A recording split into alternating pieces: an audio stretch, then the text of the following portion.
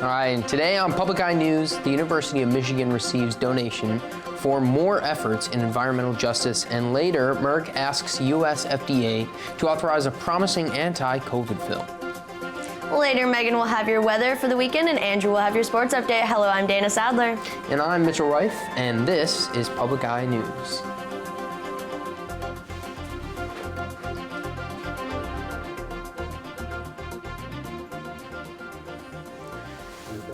Today, Northern Michigan University's own Native American Student Association, or NASA, is hosting their annual Indigenous Peoples Day event. The celebration is being held in the Academic Mall as they recognize colonization.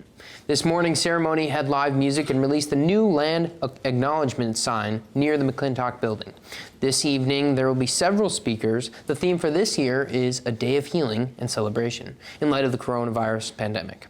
And earlier today in Ann Arbor, the University of Michigan plans to expand their efforts in environmental justice.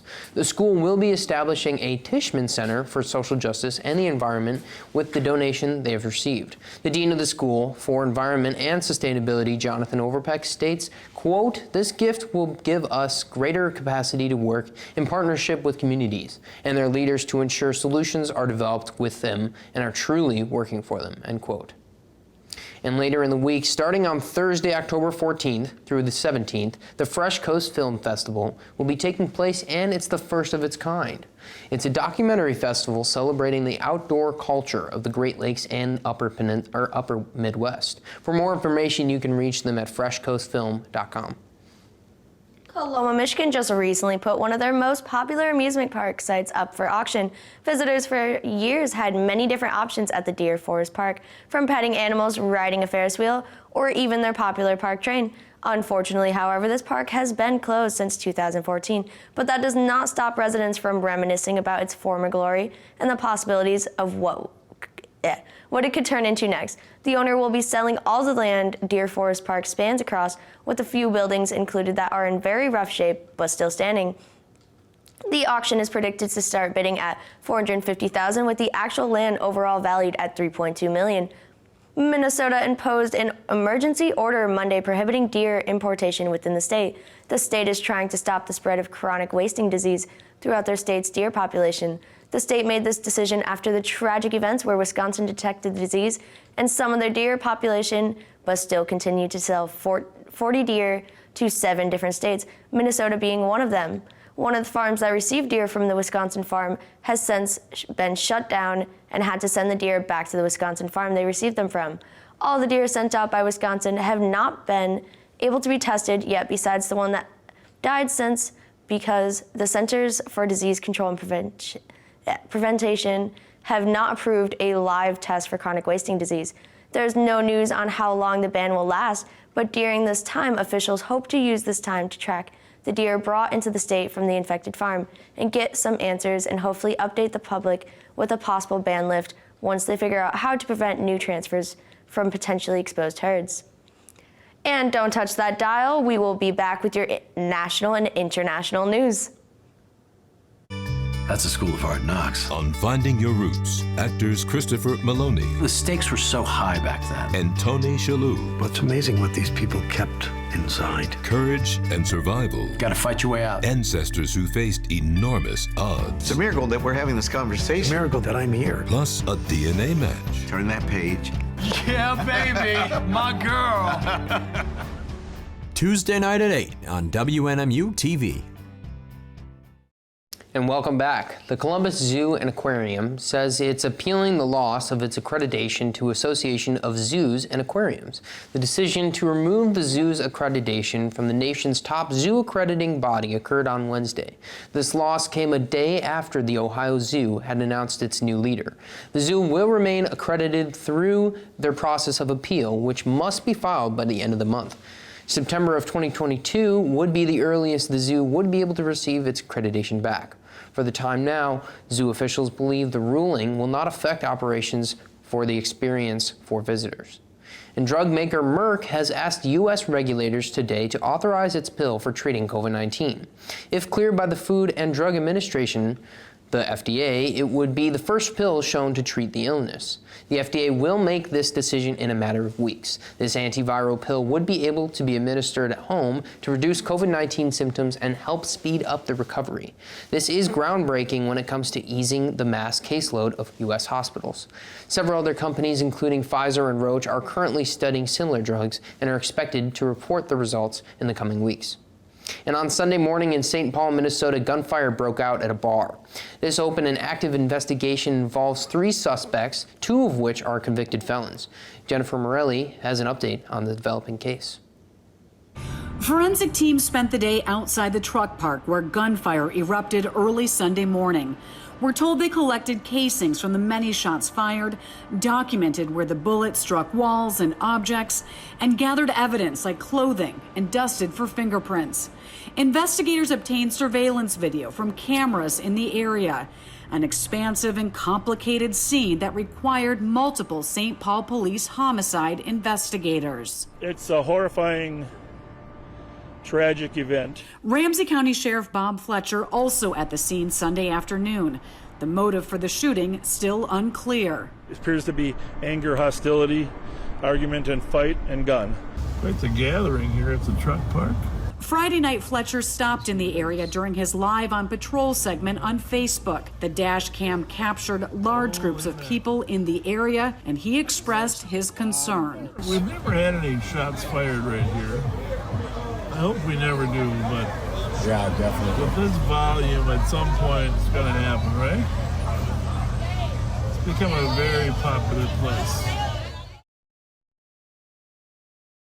Oil storage tank in Lebanon went ablaze Monday.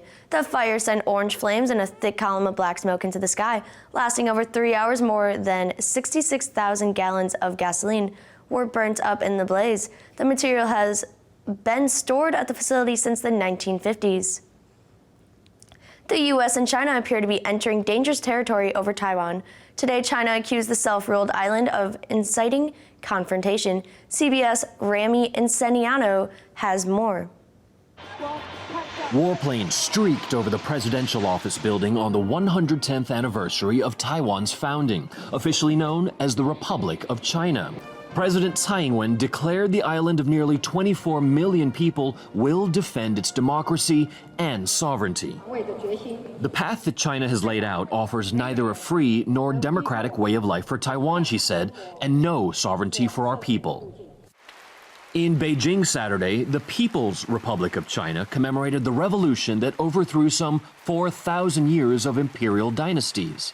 President Xi Jinping said complete reunification with Taiwan now must be fulfilled. Those who betray the motherland and seek to split the country will be doomed and judged by history, he said. Military tensions between the two sides are soaring. China's Air Force sent nearly 150 planes into Taiwan's air defense zone since the start of this month. President Biden said he spoke with President Xi. And we made it clear that I don't think he should be doing anything other than abiding by the agreement. And National Security Advisor Jake Sullivan told the BBC the U.S. will stand up and speak out. We believe strongly in the maintenance of peace and stability across the strait. The U.S. is obligated to help defend Taiwan by law. The Biden administration this summer cleared a $750 billion arms package to Taiwan, which China condemned. Beijing has never ruled out the use of military force to take back what it considers a renegade province. Rami Inocencio, CBS News, Hong Kong. Have your weather report, and Andrew will have your sports update. Stay tuned. Rocket has propelled mankind far beyond our own planet. But how we got there is a story of amazing innovations. It's an astonishing discovery. And extraordinary accidents. Li Tian inadvertently discovered how to turn chemical energy into thrust. Explore the unbelievable revolutions. It was a monumental success that have taken mankind further than ever before. Tonight at 9. Welcome back to Public Eye News. I'm Megan Tarcia here with your weather, and today we have a special announcement from forecasters at the Space Weather Prediction Center. They have issued a G2 geomagnetic storm watch for the October 11th for this area. Weak power grid fluctuations, impact on satellite operations, and the northern lights could be visible. But as we look into today's conditions, you can see it is partly cloudy, so we may not be able to see those northern lights tonight here. Our temperature is a high of 72 with our winds out of the north-northwest at 7 miles per hour, and our barometric pressure is 29.67 inches and rising. Looking into tonight's conditions, it'll be scattered showers, so once again, we still won't be able to see those beautiful northern lights. Our low will be at 57 degrees, and our winds will be north-northeast at 5 miles per hour. Tomorrow's conditions will be rain showers as well with a high of 62, and our winds will be north-northwest at 10 miles per hour. Looking across the UP, starting over in Sault Ste. Marie to 73 and cloudy, Manistique at 70 and partly cloudy, Escanaba at 69 and partly sunny, down in Menominee 67 and partly sunny, over in Iron Mountain it is 68 and sunny, Ironwood at 64 and partly sunny, up in Houghton it is 66 and sunny, and here in beautiful Marquette it is 74 and cloudy. Looking ahead at our weekly conditions, starting with Wednesday, it'll be a high of 66 and a low of 57 with thunderstorms throughout. Thursday will be a high of 64 and a low of 47 with sunny skies. And Friday will be a high of 57 with a low of 43 with cloudy skies. Now shooting it over to Andrew with our sports. All right. Well, I'm here with your daily sports recap, Andrew Hoover. In case you missed the action, Wildcat fans, NMU hockey sent newly promoted St. Thomas home very unhappy this weekend, winning both games in the series 4-1 and 8-3 respectively. Friday's action saw a consistently dominant Wildcats performance, keeping the Tommies subdued all night. Saturday, however, saw a tug-of-war game up until the end of the second period, where the score was 3-all, before the Cats came out strong to score 5 goals in the final period. AJ Vanderbeck was one of the night's heroes, his great night ending with a hat trick, while goalkeeper Rico Di Matteo held strong in front of net, making 15 saves out of 18 shots on goal. The Cats face USNTDP and Notre Dame this coming weekend at home. The Tampa Bay Buccaneers won a dominating game over their rivals, the Miami Dolphins, yesterday. Tom Brady had a major impact per usual with 5 touchdowns to his name. This improves the Bucs' record to 4-1 and the Dolphins to 1-4. The United States men's national team has suffered their first ever loss to Panama in World Cup qualifying match. The 1-0 loss comes as the Stars and Stripes' first loss in qualifying this term, and while key players such as Gio Reyna and Christian Pulisic remain injured, the uninspiring attacking play and benching of players that had been strong in the campaign so far, like Brendan Aronson and Ricardo Pepi, led to a concerning loss that pushed the United States out of first in the standings. Now, Dana Sadler has some more interesting news for you. Well, all right. A man made a monument of his love to his wife. He is 72 years old and his name is Cusick. He built a spinning house that can rotate all the way around, making it so you can see the sunset and sunrise from every room in their house. Cusick said, quote, "After I reached an advanced age and after my children took over the family business, I finally had enough time to task myself with granting my wife her wish to be able to change the position of rooms in her house whenever she wants," end quote. In Nashville, Tennessee, the most comfortable tour bus around a driving hot tub is being faced with a lawsuit from the city for operating a public pool with no permit. The Music City Party Tub, a staple of the downtown scene, has, according to the city, been operating without a public pool permit, a state registration, or a county bus license. The whereabouts of the on-the-go jacuzzi are currently unknown. Well, that's kind of all the interesting facts I have for today. Oh, wow. An moving jacuzzi now being shut down. Well, that's all we have for you today. That was going to be all we have for you today. As she said, my name is Andrew Hoover, and this is Dana Sadler. Thank you for tuning in, and please join us tomorrow for more Public Eye News. Have a good day, everybody.